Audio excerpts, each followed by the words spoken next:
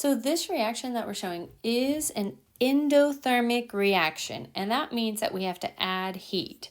So a nice trick with figuring out what happens with these is just to treat heat as though it's a reactant. Again, that's for an endothermic reaction. If you have an exothermic reaction, you would write heat on the opposite side.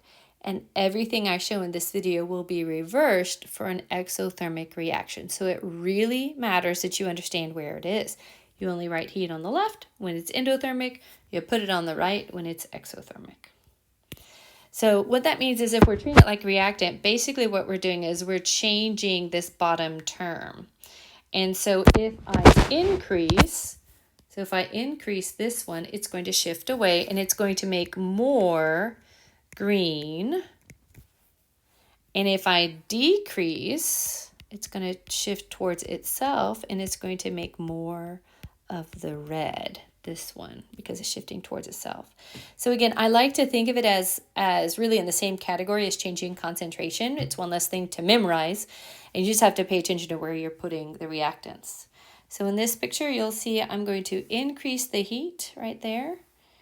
So there we go. It's getting hotter, and as I increase the heat, it should shift to make more CO2, and there you go. You can see these reds are breaking apart, turning into greens because it's hotter.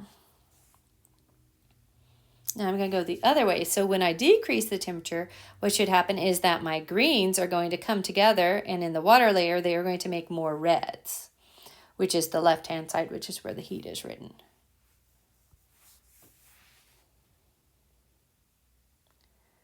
So as it's getting colder, you can see now they're going down into solution. You can see there are more red being generated until I reach equilibrium, and then we are just back to that ratio right there.